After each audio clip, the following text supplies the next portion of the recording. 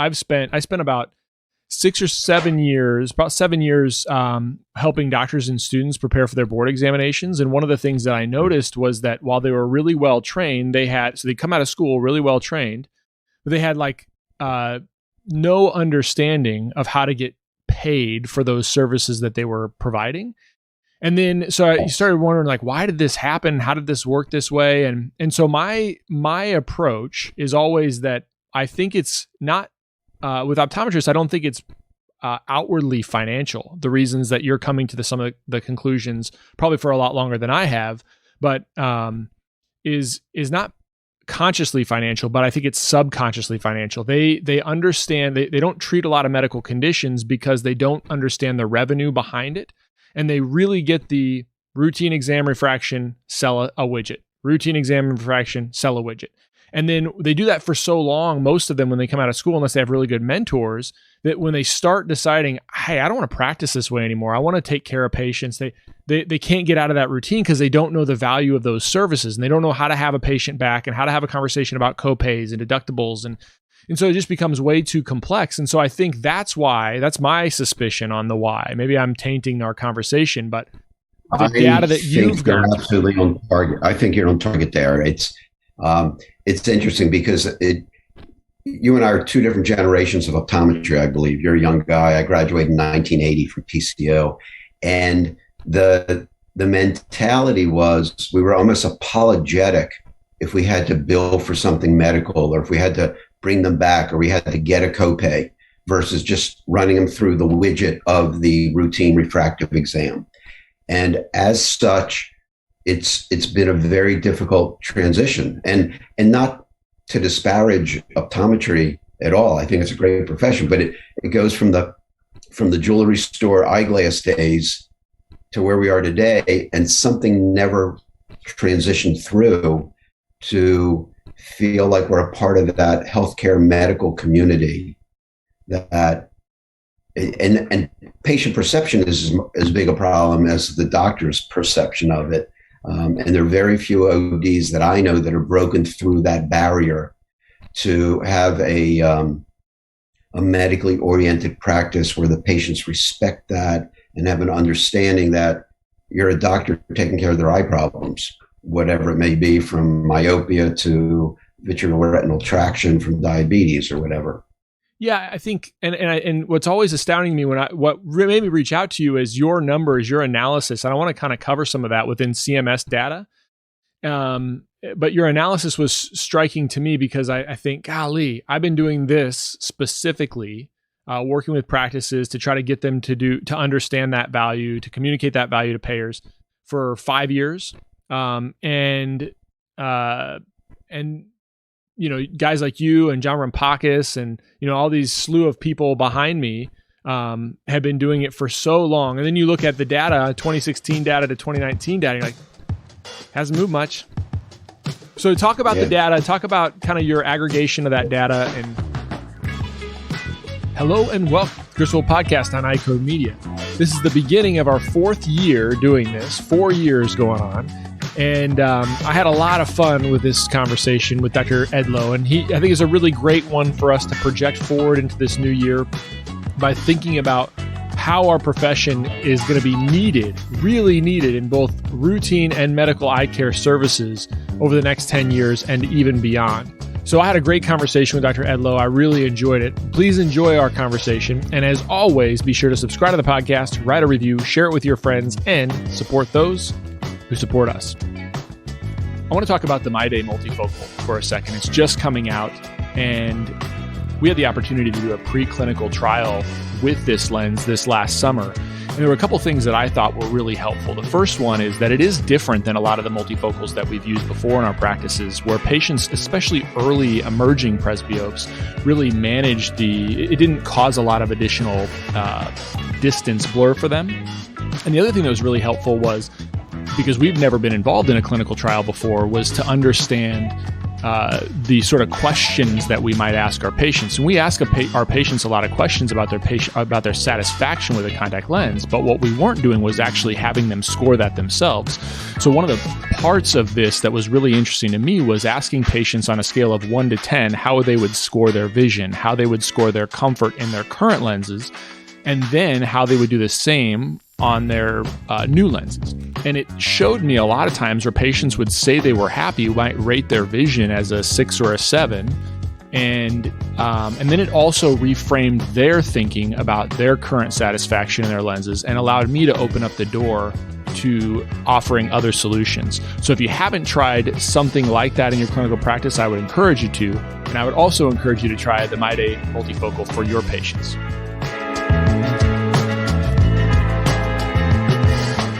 So my focus for years and years has been looking at the data, looking at the trending that the data shows and demonstrates, so that it helps the profession and helps a practitioner running a practice to help them strategically plan for where things are headed.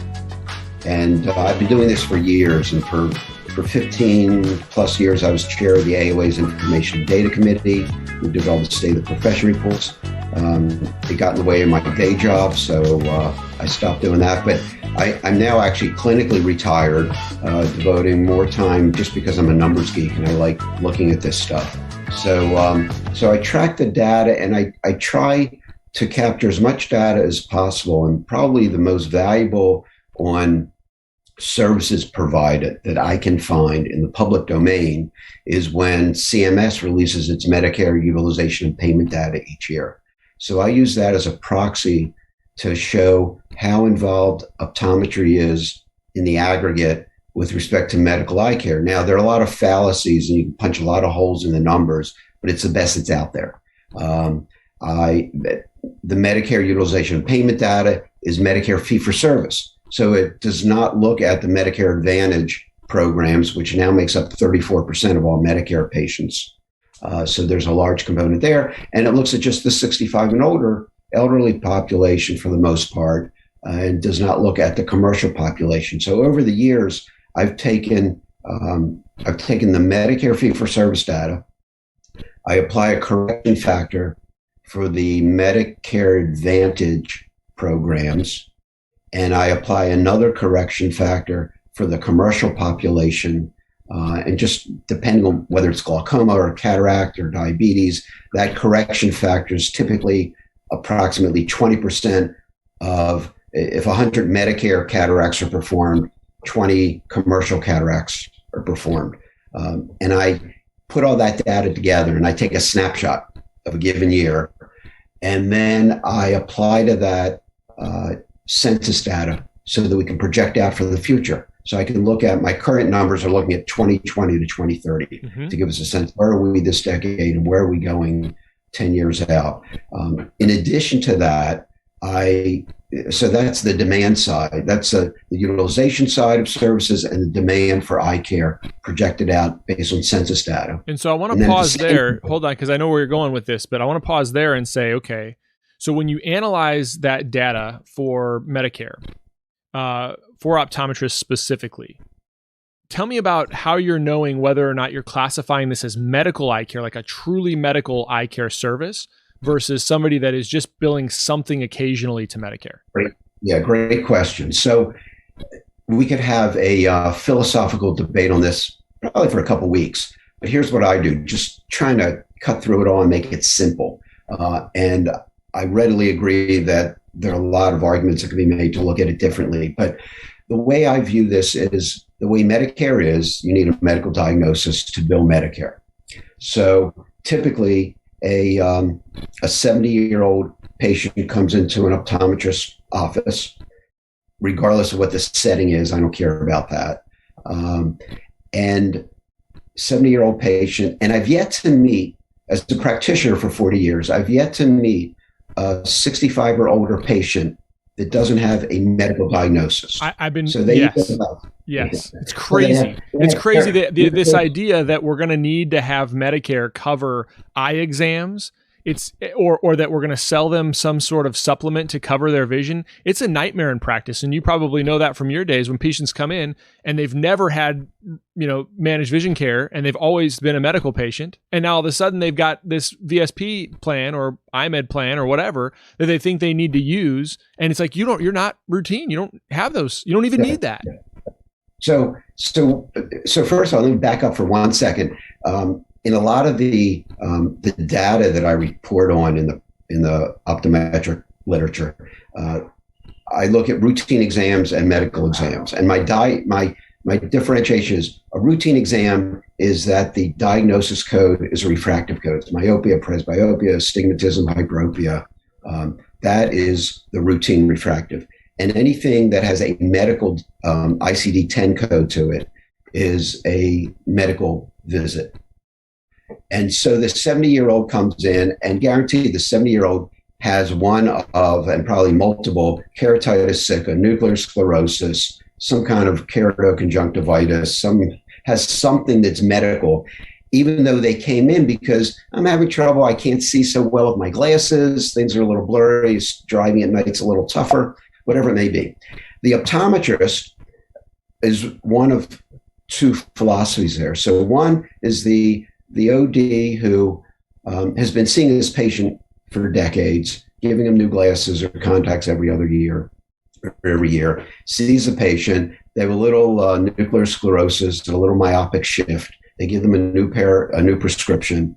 The diagnosis is nuclear sclerosis.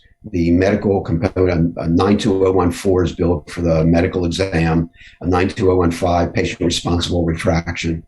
The office probably isn't even charging for the refraction, but they should be. And if they don't, that's a big no-no. It's a huge, it's not just a no-no, but it's a huge undervalue of the services that you're providing. I mean, for goodness sake, Visibly values basically a subjective vision test at $25. Right. I mean, it's just crazy. Yeah. Sorry. And I don't know if we can discuss in this kind of medium, discuss fees. I suspect if you were talking about Medicare national averages, I think that would be totally fine. So with refraction fees, averages could run anywhere from $15 for a 92015 refraction to I've seen it $120, which is probably more apropos to the equipment and expertise and everything involved in it. I don't know if you just saw the recent Curb Your Enthusiasm episode with Larry David having a refraction with an optometrist. It's great. But anyway, I digress. In any case, so this patient is seen, they got some nuclear sclerosis. The doc bills a 92014, and they do that all day long and all year long with all of their 65 and older Medicare patients. And that's all the doc does. The doc never institutes any medical treatment for, obviously they're doing a glaucoma test, they're doing fundoscopy, but they never initiate, if they see some early background diabetic retinopathy, it's right out to the retina doc. If they see some visually reducing nuclear sclerosis, it's out to the cataract surgeon. Epiretinal membrane. Whatever it may be, they're referring out, and they're just basically old-time optometry refractive care, but billing some medical. So to that point, in 2016, 61, if you look at the utilization and payment data from Medicare, 61% of all licensed ODs in the country, 61% billed Medicare for some exam, medical exam, a 99,000 code or 92,000 code for an exam. Even 61%. Just one time. Even just if it was just one time, that's all it takes. That's my barrier to entry is one. So in 2016, it went from 61% to 2019, it went to just shy of 63%. Mm-hmm. So it increased a little over 1.5% of all ODs over a 3-year period, billing Medicare for just a medical exam.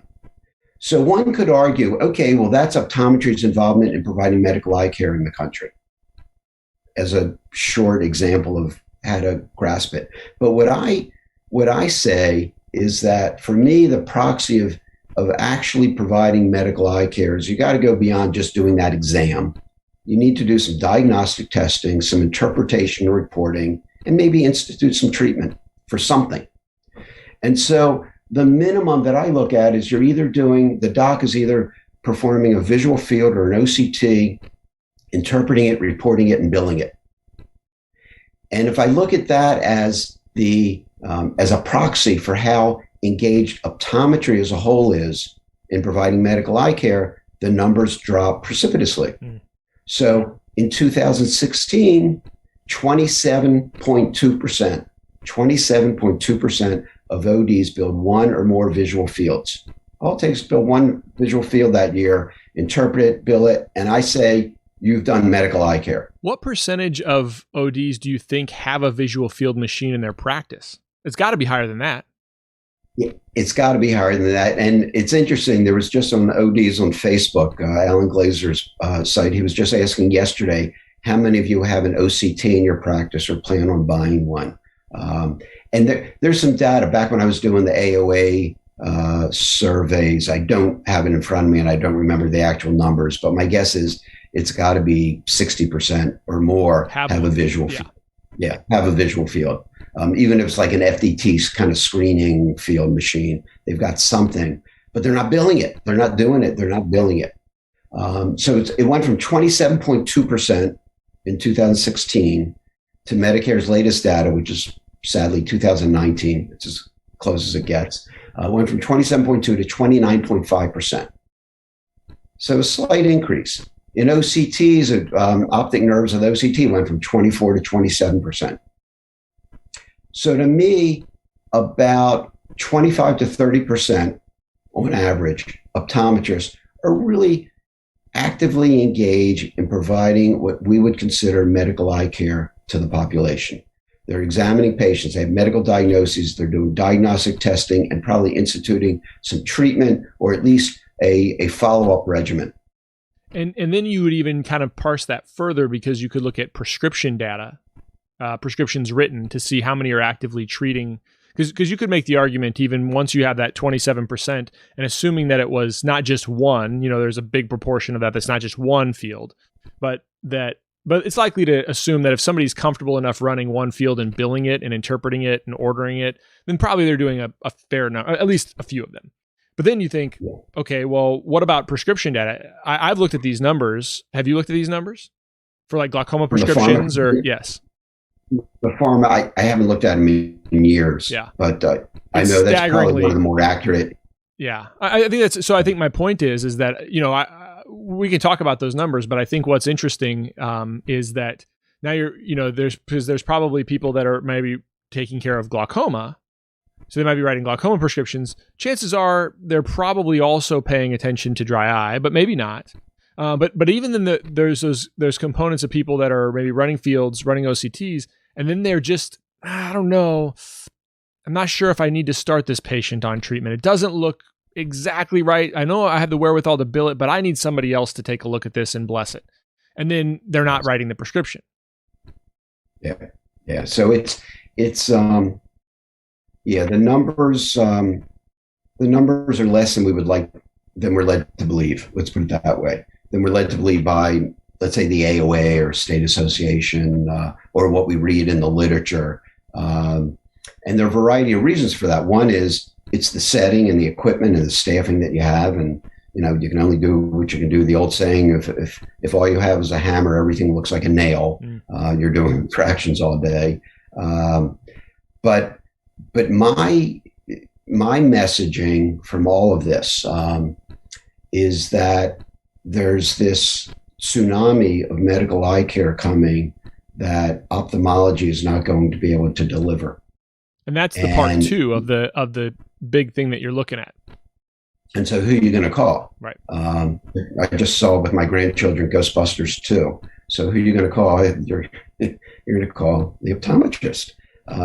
It's interesting in getting ready to have this discussion with you and looking at the CMS data that I look at. I slice it and dice it by optometry and ophthalmology, by CPT code, by state, by name. So, for example, I looked up what you did in 2019 with Medicare to see if I'm legitimate. how much Medicare paid you. I have how many tear film osmolarities you did, which was very good, way above average. Nice job. How many exams, how many visual fields you did, and how many OCTs you billed Medicare for. So anyway, good job. Yeah, interesting.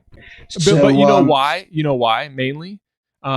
It's, you know, I get to do stuff like this and exercise my brain like outside of that, but the main reason is if you're taking care of those things and you're really managing the total patient, you don't have to see 30 patients a day or 40 patients a day. You can make a very good, and I don't need to. I just want to take care of patients that I want to take care of, and we'll just address all those things. Yep. Yeah, it can be done. And you know, one of the I guess one of the concerns, and you and I kind of tossed this around in the beginning, is how well are we training our students to work within this medical model? Yeah. What do you think about that? I think that we as optometrists never really learned how to delegate well. We should be delegating a whole lot more and really doing the brain power decision making, the diagnosing and treating portion of the exam, not so much the data collection. You know, obviously, I've seen in some practices where the doc is actually performing the OCT or the visual field, which is just crazy. But it's the training. You know, obviously, you have to learn in optometry school. One has to learn how to do a field, how to do an OCT before you even learn how to interpret it. But it ought to be stressed that you're doing this not to do it in the future, but you're doing it just so you understand the basics of it. And that your job in the future will be interpreting the results that someone in your office does. And that's the efficient model of doing it. And to your point of, you know, the billing and the coding and all those things that that are so critical to running an efficient, profitable practice, all those things aren't maybe handed down or taught as well as they ought to be while the student is still in the optometry program. So that's a concern, I think. Yeah, I mean, I think that the challenge is they're trying to do everything they can do to get them to be really comfortable managing diseases, right? Managing diseases, passing boards, taking care of patients, and this you know, the idea of, you know, how do you actually do this in a practice? It gets pushed to the wayside because they have to be safe, right? That's the biggest thing.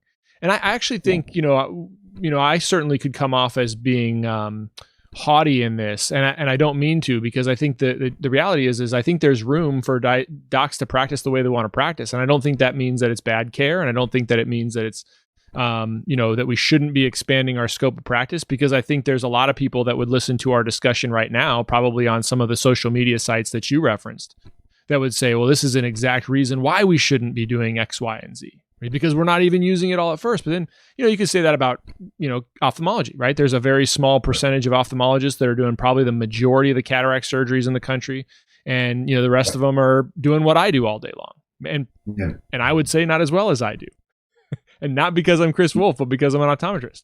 But that's for another time. And if I were to have, you know, a canvas to paint the picture of the ideal optometric practice, it's a group practice with probably 2 docs doing all the comprehensive eye care, and then referring within the practice to the doc who does the glaucoma work, the doc that does the retinal work, and the diabetic retinopathies, and following those patients before they need to go out for lasers or surgery, depending on what state you're in.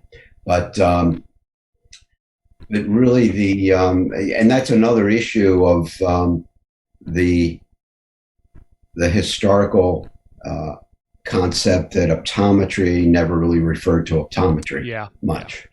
And that could be an issue. I could see in a metropolitan area where an OD has a glaucoma practice and that's all they do, and they're relying on optometric referrals from the guys that aren't quite as comfortable doing it. The women that would rather, you know, that's going to slow me down. I don't know if you remember I think it was a Visa commercial a number of years ago, and they're going through like a Starbucks, and everybody's swiping their card, and the line's going very efficiently. And then all of a sudden someone wants to pay cash, and the line stops. And you know, everything gets bogged down. And and when one thinks about running a practice and running an efficient practice, there are efficient ways and inefficient ways to do it. And an efficient way to do it might be to have one or two docs of just going through the routine, daily, comprehensive, and medical and refractive. And then as soon as you hit that visual field, that OCT, that fundus photo, that tear film osmolarity that's off, they go in a different direction to the doc that's going to be more efficient at taking care of it. So, Dr. Edlow, the pushback that people are going to have when they hear you say that is just that, well, that's not very easy for the patient. They're going to have to come back and see another doctor. And for a condition that's that, plus they're going to have to see me for the, I can imagine that's exactly what somebody will say. It's a good point, but that happens in the medical world all day long. And that's part of optometry's, trying to think of what the right word is, but a predisposition to not wanting to inconvenience anyone, which is fine. And you want to be customer service oriented by all means. The best practices I see are customer service oriented. But having said that, the decision should first be made on what's the best care to provide. How do we do that? Then how do we do it with a customer service bent to it and do it efficiently? And there's plenty of room for that comprehensive optometrist who's doing it all. There's no question about it. So I'm not necessarily making a case for one way or another. I ran a practice for 20 years. I ran a practice with 26 eye docs. I was the CEO of the practice. And we had 2 retina docs, and we had 2 glaucoma docs. We had oculoplastics, and then we had a whole team of optometrists who did all the comprehensive routine. Along with, they would follow some glaucoma patients and follow some diabetics. And it was like a ballet. It worked out beautifully with all the right people in the right places on the bus. But it's a challenge. It's not easy to do. There's no question about it. But you're trying to be efficient with them, and then you're starting to say, okay, well, what can I combine?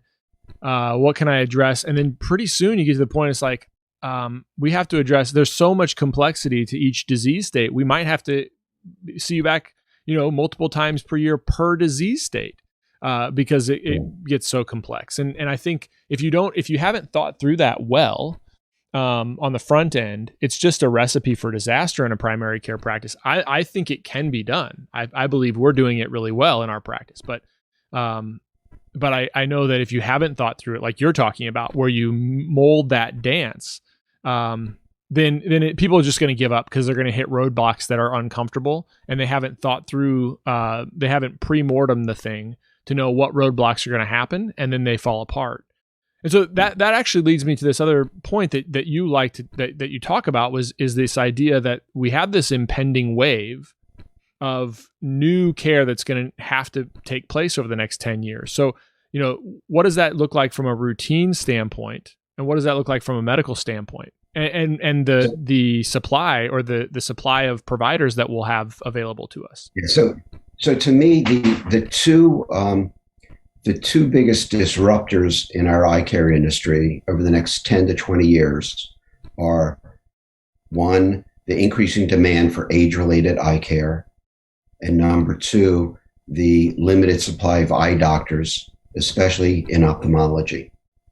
And of course, we've all heard the argument, there are too many optometry schools. I can't believe they're opening another optometry school. Amazingly enough, as one looks at that macro level, that 30,000 foot view of the industry, there are not enough optometrists. As a matter of fact, if one were to ask anyone looking to hire an optometrist today, they're having a real tough time finding ODs to hire. There are close to 2,000 open positions for optometrists. It has nothing to do with COVID and people not wanting to work. Wow. There are, if you look at Eyes on Eyecare, you look at the AOA Excel, look at all the job boards for optometry. There are all these open positions that aren't getting filled. What are those positions mostly like?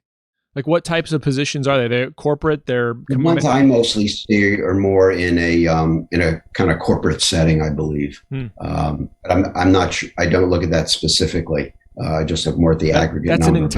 That's an entire year's worth of ODs. Yeah. So here are the numbers. In optometry, let's look at the supply of doctors, and then I'll tell you about the demand for eye care. So in optometry, there are 1,800 to 1,900 docs graduating each year from the schools and colleges of optometry in the U.S. So let's say it's 1,850. Let's split the difference. 1,850 new docs. There are 1,200 exiting each year, retiring. Approximately 2.5% of the profession retires each year. They retire, they exit for whatever reasons it may be, but it's about 2.5% of the workforce. And when you think about it, 2.5% equals a 40-year career, a 40-year professional career, and that makes sense. And when we look at the data on the average age that optometrists and ophthalmologists retire, it fits that perfectly. So in optometry, the net increase is 1,850 new docs minus 1,200. We have about 650 new optometrists each year, 650 for the whole country. All right. And as a percentage, let's see, so I've got this percentage somewhere. So that's an increase over a 10-year period of optometrists of 12.8%. From 2020 to 2030, we're going to have an increase of 12.8% ODs in the country, net increase. In ophthalmology, there are 480 residency spots each year. So that means 480 ophthalmologists come out each year. 420 exit each year for a net increase of 60. And that's not even looking at full-time equivalency, because if you apply full-time equivalency to it, it's about 50 FTE new docs each year. But let's say it's 60. I can tell you of those 60, 5 are going to go to California, 5 are going to go to Texas, 5 are going to go to Florida, 5 are going to go to New York. Leaves you 40 new net ophthalmologists for the entire country. Each year, increase in ophthalmologists is 0.3%. It's 3% over 10 years. 3%. The population's growing faster than that, even at this low birth rate, lowest birth rate we've ever recorded in the US. The aging part of the population is growing. So we've got a 12.8% increase in ODs over 10 years, not per year, but over 10 years, 3% in ophthalmologists. Having said that, now let's look at the demand side of the equation. Routine exams, according to Vision Watch, the Vision Council, there were 111 million routine comprehensive eye exams delivered in 2020. 111. Apply census data then to project out to 2030, and we're now going to need to deliver not 111 million, but 113 million routine comprehensive eye exams, an increase of 2 million exams that need to be delivered each and every year. 2 million. In medical eye care, when we look at medical eye care, it's 60 million medical eye exams each year. And these are, it can be an intermediate, comprehensive, a brief visit, whatever it may be, some form of medical eye exam, glaucoma follow-up, macular degeneration follow-up, 60 million. By 2030, because of the aging population in the US, it's going to go from 60 to 76 million medical eye exams that need to be delivered each year, for an increase of 16 million. With diagnostic testing based on all those same criteria, it's another 10 million diagnostic tests that need to be interpreted.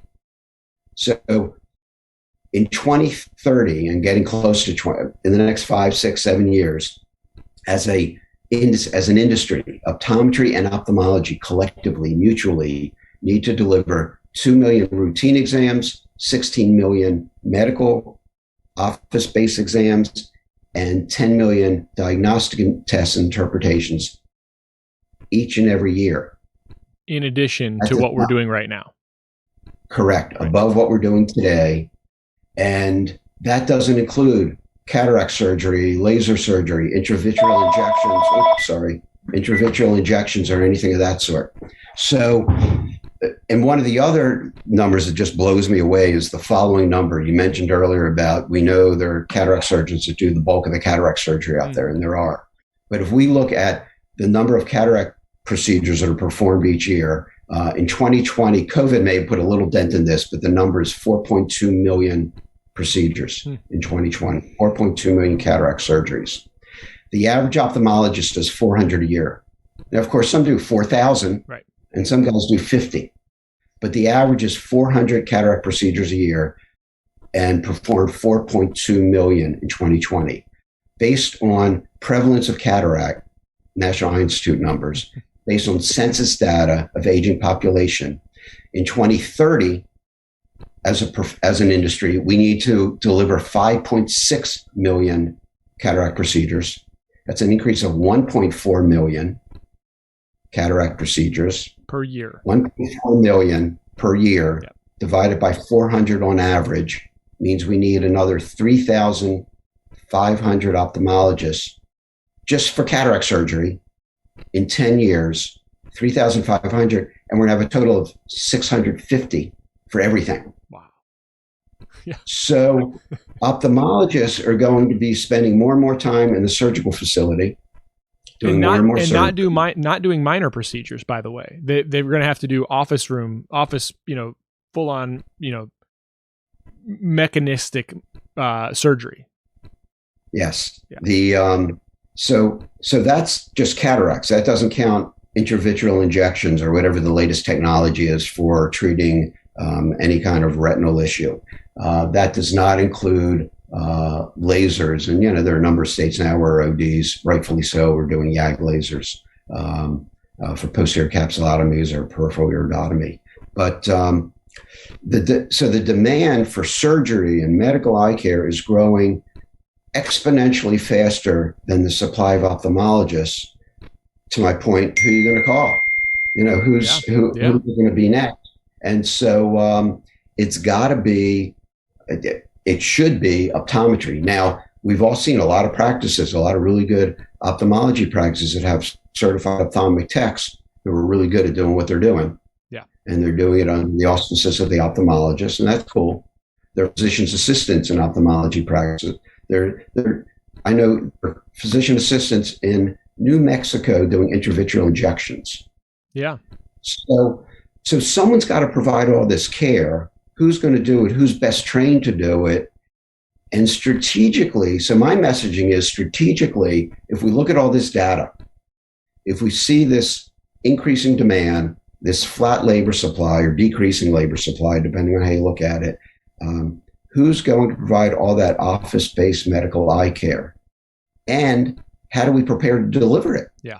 How do we make sure that the training is there?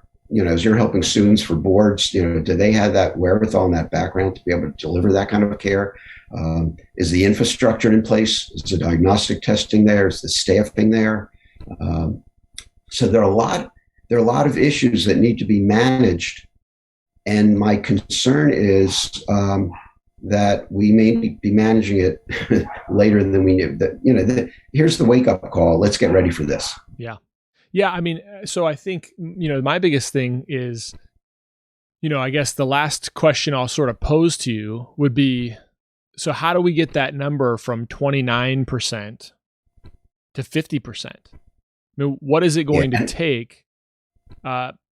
Because again, going to the schools, because I do believe, to answer your question, I do believe that these students are coming out really well trained. The disconnect is depending on where they wind up, they've learned how to bill and code and value their services on wherever they wind up. So if it's a commercial practice that's doing no medical, or if it's a private practice that's run like, that's doing no medical, then that doc gets in there and gets in the hamster wheel of whatever that practice is doing. And then that's what they learn. So when they decide they want to open their own practice or do whatever else, they just repeat. They just rinse and repeat. And so, I don't know that's why I'm asking you, what's the answer? How do we get to 50? And I'm where you are. I don't know. But if we think through it, my first thought is when I was responsible for hiring docs, we had a large practice, and then we had a private equity deal, and we had 180 docs, and I was in charge of physician recruitment. So when I look at hiring an optometrist who's trained to provide medical eye care, I look for a VA residency trained doc. So let's look at that for a minute. VA residency program, that may be an efficient model, although they don't deal with the billing. They deal with, in-office treatment, diagnostic testing, and how to manage the patient. Maybe the answer is in the third year of optometry school, before they're sent out on externships, there's a whole 6-month program on here's, you get thrown into running a medical eye care practice somehow. I would do a lot of presentations to optometrists who are a year or two out, and we would talk about practice management concepts. And they would always say, well, how come we were never taught this? Well, they were, but at that point in your career, you're interested in all the pathology you can learn, all the treatments and medical stuff that you can learn, or behavioral optometry, or whatever it may be. You're not interested in billing and coding. Yeah. But somehow, and maybe there's a mini residency for the first 3 months before you start practicing. I don't know, but it needs to be handled. It needs to be structured. There needs to be a program. And maybe it's on a state level, state optometric associations with continuing education, that there are special, whether you want to call it medical practice management programs or something of that sort, where you have a John Rampakis teaching the billing and coding side of it, and you have someone who's really adept at interpreting optic nerve OCTs and macular OCTs and visual, and you put the clinical together with billing in a mini rotation or a mini program, because you're right. Once they get on that hamster wheel, they're done, and it's this is happening. This tsunami of demand for services. We're right in the midst of it right now. We're seeing it ever so slightly. I can't wait to see next year's numbers. But and one of the other things that I get a lot of flack on this one. One of the phenomena in the industry that I think is helping in this situation is the vertically integrated eye care practices through the private equity firms. So the PE firms are, for example, Eyecare Partners just picked up Cincinnati Eye Institute. So what was one of the larger optometrically driven acquired one of the larger ophthalmologically driven into a vertically integrated model. And these vertically integrated models lend themselves very, very well to having optometry provide the bulk of the medical eye care within that practice. And under one roof, you've got it all. And that there's a lot of pushback in private equity. 14.5% of all optometrists in the U.S. in a private equity consolidated model, and 12% of all ophthalmologists are. 12, yeah. I track it every week. I track that every week, and I try to track every deal that goes on in private equity and look at the market share that is in consolidation. So there's it's going to hit some ceiling at some point, but there's a significant number. And if one looks at those vertically integrated practices, they have a pretty efficient delivery model and billing and coding model. Yeah. Well, I mean, I think so. I definitely see that point. I would be one that would disagree. I guess where I think from your point on the economics of why we're seeing the things we see, that may be the case. My thought about it is that I actually believe that there's, you boil it down to this comprehensive optometrist that understands like really the evidence base, and then you have the patient so to manage glaucoma and dry eye and macular degeneration and scleral lenses, because you just delve into these things and they're not that challenging, but it also allows you to identify if I'm managing a patient's glaucoma but I'm not aware of ocular surface, the things I'd want to watch for, then I'm going to miss it. So I can't make the referral to the anterior segment guy. And so that's where I would say that the patient's probably better served in that primary care optometrist role that has dug deep into all of these other things, as opposed to a kind of a spoked referral system. Because if there's not one person that's digging into all of those, like, oh yeah, I'm seeing some telangiectatic vessels and I'm pushing on glands. then those patients are going to get missed. But I do think from a standpoint of what you're saying, because they understand that those private equity firms, they care about dollars, right? I mean, let's be honest, they care about dollars. So they're going to figure out a way to squeeze this however they can squeeze it. And that's one efficient way to squeeze it. And to your point, I don't mean to, sound wishy-washy about things, because I believe in this vertically integrated model is very efficient. But I also believe the private practice optometry model of 3 to 5 docs is, probably has more legs than anything, because it can provide the comprehensive care and it can do it in a more customer service oriented model than a private equity looking at just what's the EBITDA bottom line earnings. So there's room for both. Interestingly, patients as consumers select typically what they're most comfortable with. Right. And what I find, some of the practices that are growing the fastest, thriving the most, are the smaller private practices that really focus on customer service. Now, I'm hoping that within those models, it fits your practice modality, that comprehensive eye care, and really looking at, both. Every patient comes in has a refractive need and a medical need, and how do you manage both of those at the same time? And then how do you appropriately bill for it so that they understand what you're doing? Right. Is another challenge to all of that. But the opportunities. I give this presentation on the economic overview of the eye care industry, and I present it to a lot of third-year optometry students, mostly by Zoom, past couple of years, and I present it to optometric societies. And my messaging is, what a great profession. Right? Oh, yeah. What great opportunities. That I graduated PCO in 1980. In 1976, I'm sitting in the lecture hall on our first introduction to the school. And Tom Lewis, who was the dean at the time, was saying, you're entering the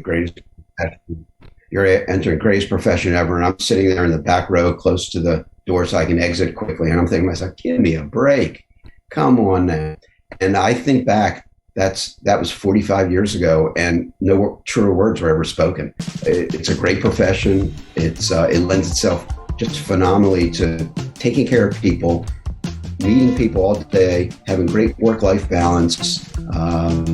It's fabulous. Yeah. There's nothing better. The opportunities for growth are phenomenal if you do it right. Richard Edlow, thanks so much for being on. This is great. My pleasure. I enjoyed the discussion. Let's keep in touch.